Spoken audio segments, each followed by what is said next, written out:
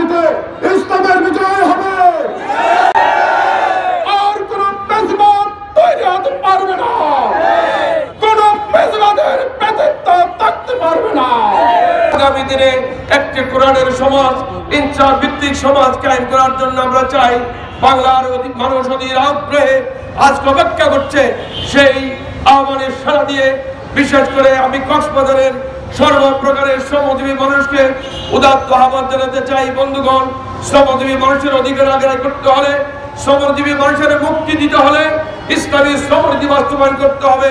আর আমাদের মৌলিক অধিকার হনান্তরে এই বাংলাদেশকে ফ্যাসিস্ট রাষ্ট্র হিসেবে ঘোষণা করে এগুলো নির্যাতন চালিয়ে যাচ্ছিল।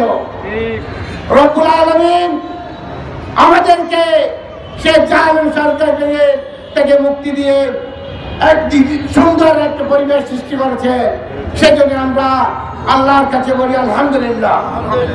কাম শুকিয়ে দেওয়ার পরেই এই সভ্যতা উঁচু করে দাঁড়িয়ে সভ্যতাকে তারা সামনে উস্কে দিয়ে সামনে অগ্রসর করেছে।